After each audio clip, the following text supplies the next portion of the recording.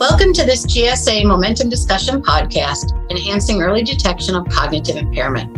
Momentum discussions highlight topics experiencing great momentum in the field of gerontology.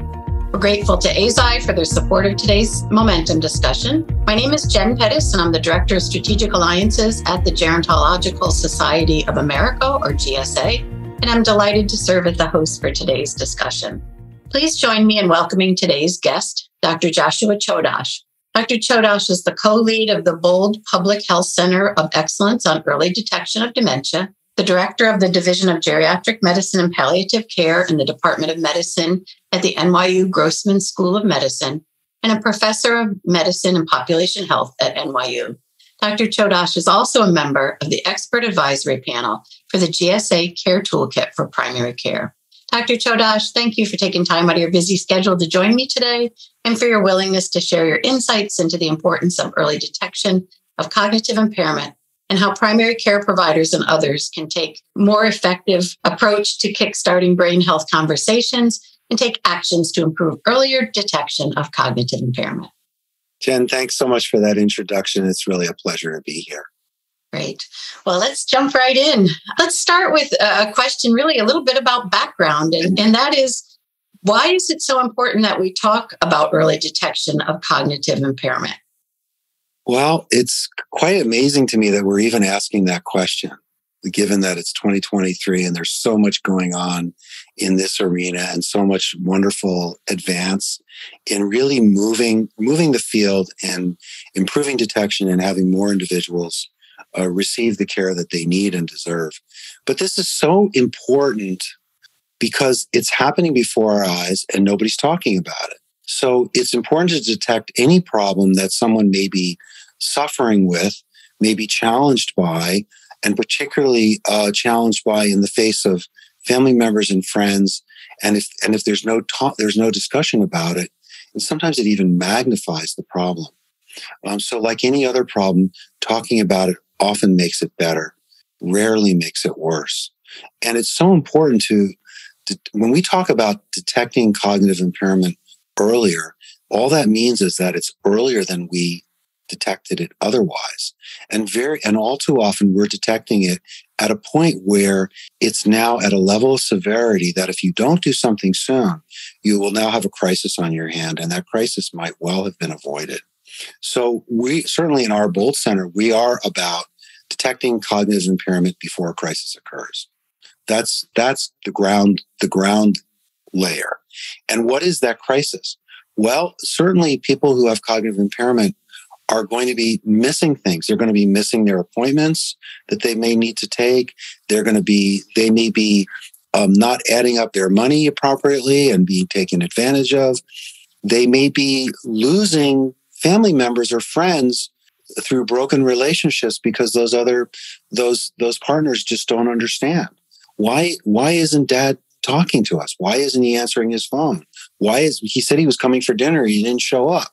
And so very often behaviors can be misinterpreted, feelings can be hurt, and all unnecessarily because people just didn't understand what was happening.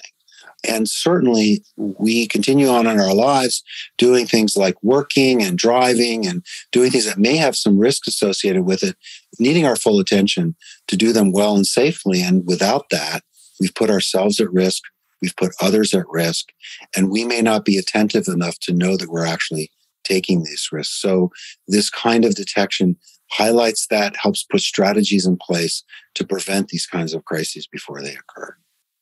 In the first step of our care framework, providers kickstart that brain health conversation.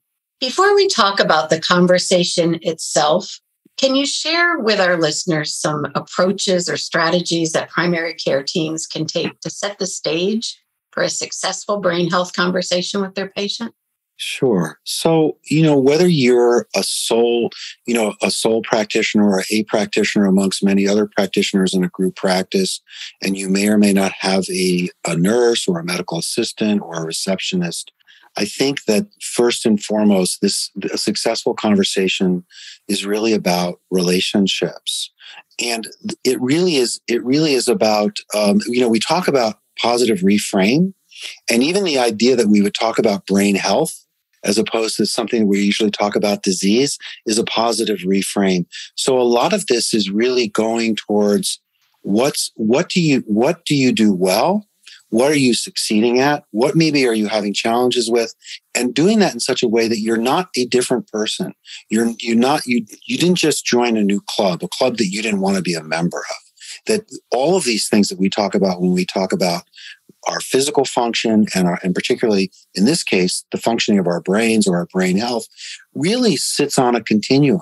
It's not, there isn't all of a sudden, you wake up and now you've crossed this very important threshold and now you're in a different group. So, and that's not a group you want to belong to. As we get older, we find things that we don't do as well. We don't do as fast. We don't do as easily, but then we find some things that we're actually better at too. And so there are many things that occur with aging that put us at advantage to our younger counterparts. And that's also true with cognition and judgment and experience.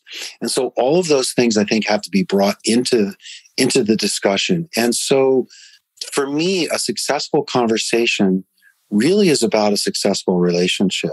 It's really about setting the stage, making sure that the person I'm talking to knows that I have their best interest in heart, that I care about what happens to them, and that I'm going to be there for the duration. Because this isn't a one-off. This isn't a one-time. This is really being part of a journey. And it's really that reason that we often talk about the best place for these things to happen is in a primary care setting where those relationships already exist, where those expectations of continuity have already been established, hopefully. And within that, there is a sense of trust. And trust is really a very, very important ingredient to having a successful conversation. I can tell you, doctor, what's troubling me because I know I have your trust. And that you will listen to me, you will not be judgmental about what I'm about to say, and that you're really here, you have my best interest in mind, and you're going to help me through this process. Now we can talk about anything. Great. The two words that really stuck out to me there were reframing and relationships. And you certainly shared great information about setting up for that successful conversation. So let's turn now to the actual conversation. What are some key messages with which you might approach an older adult to begin a brain health conversation? And also, in considering those approaches to conversation, how might different patient and family dyads influence your approach with the right messaging? Sure. So when we talk about having a successful conversation, immediately I turn to thinking about, well, do I have an agenda? What is my agenda? And can I, for a moment, abandon that agenda in the sense that I don't want to have urgency about this because then it truly is my agenda and maybe it's not my patient's agenda. So what is it about whatever's being presented to me that has relevance to what I think might also be important, but isn't necessarily in that person's frame of reference right now? And all too often, when we identify other problems, things that are of concern to another individual beyond their memory. Often if you ask, people will come in and they will tell you, I'm worried about my memory, if they feel comfortable giving you that information. It's not that you created the worry. Hopefully you didn't. It's that this was something that was really concerning them, but they didn't necessarily find an avenue within which to bring it up. And so what I will often do is if I have somebody who I think we should be having that conversation with at that particular time, because I've either noticed things or because maybe my strategy is I want to make sure I have that conversation with every person in my practice who is over a certain age, for example, then I'm looking at all those other things that happen in one's life that are related to their brains. I mean, really, our brain is our command and control center. It is in many ways the center of our being. And so it's hard to think of something that doesn't have some relationship to the functioning of our brains. And so somebody may come in with, a particular question about their medications. And then I might pivot and say, I note that you're on 6 different medications. That's a lot to keep track of. How are you doing with that? Do you have a system for this? Do you ever forget to take your pills? So now we're into a cognitive space. And then the other thing I want to do is always normalize this. This isn't about you specifically or you specially. It's about all of us. And these are things that I talk to all my patients about. And I will use those words. I want to talk to you further about this. This is something I have conversations with at some point with all my patients because it's so important. It's so important for all of us. And so sometimes we forget to take our medications. Does that ever happen for you? And sometimes we forget, do you have trouble remembering other things? So now we're off into something that's more specific related to cognitive function and being able to perform when we need to in certain situations. And that can lead us into a much broader conversation, just as one example. Great. And then what if a patient resists having that brain health conversation? Do you have any suggestions how you might help to meet that resistance? Sure. And this happens. And it doesn't have to happen frequently. And when somebody resists this conversation, I think we have to be very mindful about the why. Is it really because this is potentially venturing into an intrusive arena, something that people don't want to talk about? Perhaps it can be. That can be certainly a part of it. But I then have to ask, what is it about the moment?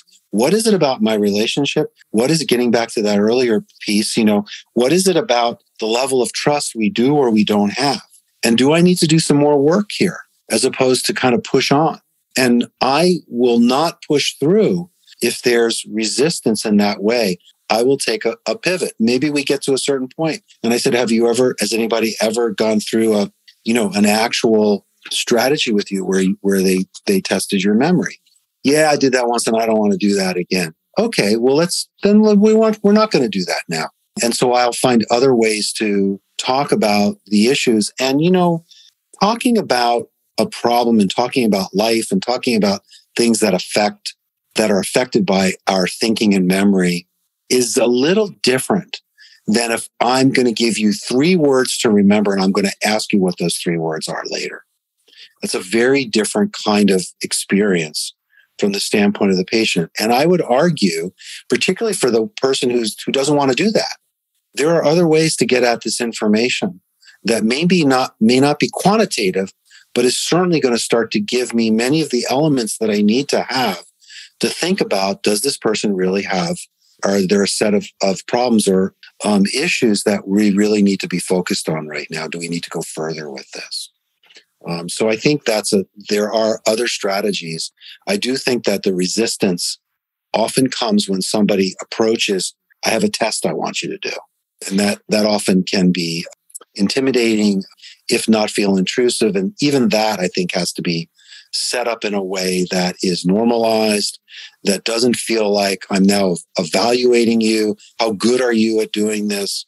That is more a part of, let's see where you are now. This is just how you're doing right now. I bet if I did this at a different time, the results would look a little different. But this gives us a starting place, a way to talk about things.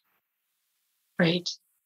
Well, when we move from kickstarting the conversation, we move to the second step of the CARE framework, assessing for cognitive impairment. And that is where we get into, when feasible and appropriate, using a validated cognitive screening tool in determining when diagnostic evaluation. And we often have clinicians say to us, what is the right tool for their practice? So what's your advice for someone asking that question? What's right for my practice? So the first part of that, the answer to that question is there is no right tool. That there are a number of considerations to go into determining what is the tool. If I'm using a specific tool, what is the one for me, or what are the ones for me?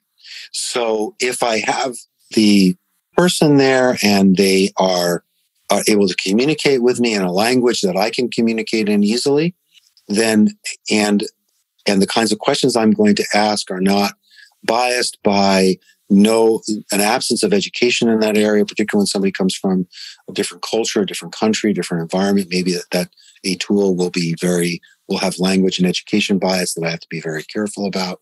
But I think first and foremost, it's got to be something that is simple to do, is relatively short, doesn't take a lot of time, and it's one that I use all the time. And so I think, certainly on a number of websites, on our BOLD public health website, on the American Geriatric Society website, There are specific sections that speak directly to this issue, but I think it's one that I want to feel comfortable in using and in interpreting. And there are some tools that are longer and that arguably require a little bit of training. May not be one that I want to use in my regular practice. I want to always use the thing that I know the best, so that I'm not fumbling through it, so that I'm engendering a sense of confidence, because this is something I do all the time. So it's really about picking a brief tool, hopefully one that's not proprietary, you don't have to pay for, so the list gets a little shorter, something that takes 3 to 5 minutes to complete, certainly not longer than 10 minutes, and that the results are easily interpreted. And these are not diagnostic tests. These are instruments that say to me, do I need to do more here? So if there's no other concerns and the performance on a particular tool is very good, then maybe that's all that I need to do. I'm probably done. But it's the kind of, but if there's questions about the ability to answer the questions correctly, then I need to know in a little more depth, are there other aspects of this person's life that they can report on, or a care partner can report on, that will tell me further whether there seems to be some additional things that would really mandate a little bit of a deeper dive. Great. Thank you. And as you're thinking about that provider, particularly in primary care, busy office where they have limited available time for an encounter, they may wish to take more of an all hands on deck, assuming they have some nurses or patient care technicians or other partners there as part of a team. What are some examples of how other members of the primary care team, other than the provider, can get involved in detecting cognitive impairment? Well, there's a number of strategies. I think very few, which to my knowledge, have really been employed on a very regular basis. But certainly making people aware, anybody who interacts with a person who comes into the office should be, we all sense certain things that are going on. It's a question of whether it's front of mind, whether we're mindful enough to pay attention to something that may be bothering us. It just doesn't seem quite right. So, is this a person who's missing many of their appointments? When this person comes in and comes up to the front desk, do they seem a little frazzled or confused? Do they seem like they have trouble articulating their words, answering questions clearly? So these are all kinds of, immediate red flags where you'd want to, if you see something, say something, or do something. This is one of those instances where, I might have a nurse come up to me and say, Dr. Chodosh, Mrs. Jones she just doesn't seem the same as she's been. She seems a little different. That ought to perk my ears up and say, I've got to understand why. So that's one way, which is just the observation, what's going on with our folks who come into the office on a regular day. And then there is, I think that's the other piece to that is, do you decide that there's certain members, if you're lucky enough to have a team, and not all of us do, but are there certain members who can carry out some of the work? And one way to think about that is, in selecting an instrument, are there particular tools that we know do not require any level of training other than going through the instructions of how to administer the tool itself? And the MiniCog is a really good example of that, because there's an evidence base for this, that you can train medical assistants and they can use this and use it and interpret it reliably. So that would be something that I might want to train folks to do as part of their prelim evaluation, maybe when they're taking, a blood pressure. That whole piece requires a much longer conversation, because I think the setup for that is one that really has to be thought through. But then when we think about it, there are other tools that really are focused on asking a care partner about day-to-day function of a loved one. And so that, and some of those tools can be administered by the person themselves. And I think of those things as potentially being part of what's populated on an iPad in an office when someone's asking all those review of systems questions that we have to go through every time we see a doctor, that can take us, arguably 10 or 15 minutes. Adding some of those items in there that could in fact then be important clues or stepping off points. And dare I say, even points of discussion. Now coming into the visit, you've answered these questions and the doctor has this in front of them and say, so John, I noticed you said yes to this question. Can you tell me more about that? So that could also provide a nice opener for having that kind of conversation that we want to see happen more often. Great. Well, finally, Dr. Chodosh, I'd like to ask you, what's next with an abnormal screening? In other words, what are some communication strategies that the primary care provider can use in the event of an abnormal screening? Yeah, this is toward evaluating. Sorry, John, I interrupted you. No problem. This is a really important question, because I would argue that this is one of the big inhibitors for primary care docs to think about engaging in this kind of clinical process. What do I do now? And often, you have that feared question, Doc, how did I do? And so we want to be able to answer that. And so one of the ways, the way I always start, it's the general principle for me, you go where they are, you don't go where you are. And so I need to know where someone is. So I will ask, how do you think you did? And then that provides a stepping off point for discussion, because they say, I don't think I did very well. I couldn't remember any of those items. I say, yeah, I noticed that you had difficulty with, what do you think about that? Well, I think I got trouble with my memory. I say, a lot of us have trouble. And notice I'm using the word us. So, because that's a point of partnership. A lot of us have trouble with our memories. And this happens to, some of us as we get older, some people don't. And this can be due to a number of things. So I want to normalize the results. This isn't just about you. A lot of people have difficulty with this. And it's also about taking next steps. I always want people to feel like this is not summative, this is formative. This is helping us create a strategy going forward. So I'm really glad you did this. I think this is really important for us to know and to work with. And let's think about some things that may be affecting your ability to remember things, that maybe some things we can do about. So it becomes a conversation around better healthcare strategies, but things that one could do for themselves so that they can live better and feel better. And that is the part to start with. But then if I hear more concerning or severe information, I say, I think there's more that we should talk about. And do you have anybody at home, that you'd like, if they are by themselves, that you would like to be part of this? Because that might be part of this discussion, because that might be really helpful. And so I think there is definitely the need to normalize the findings that you have and to make sure that you've established a path forward so that people feel supported and encouraged.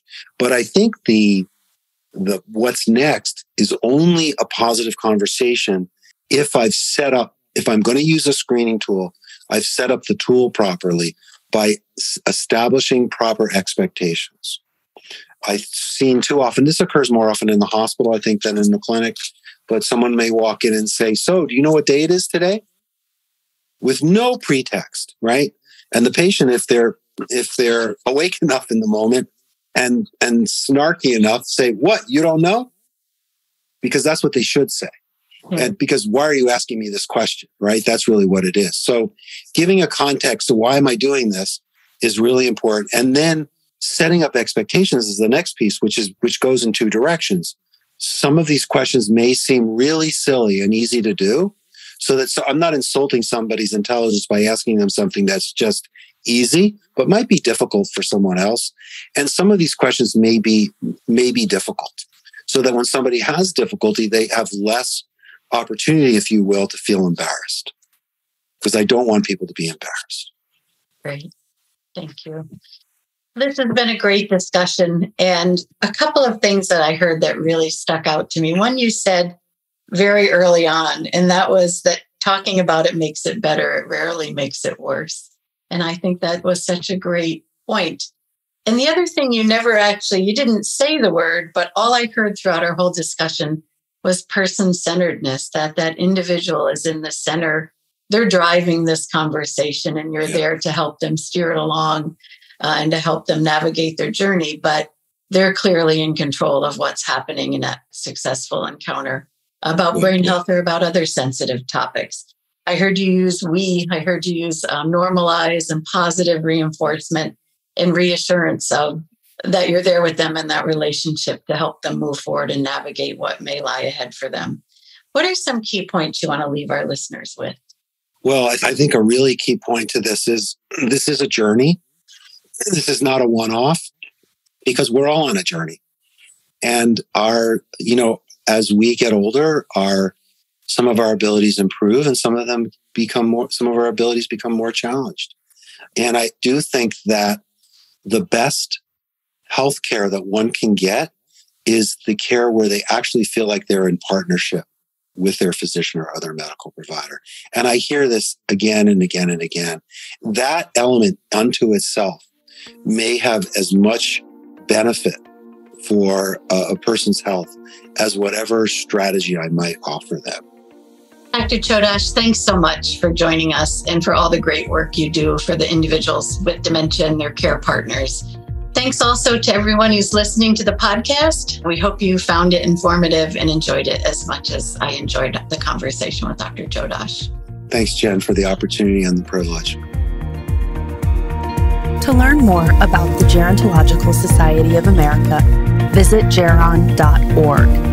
The Gerontological Society of America was founded in 1945 to promote the scientific study of aging, cultivate excellence in interdisciplinary aging research, and education to advance innovations in practice and policy. For more information about GSA, visit geron.org.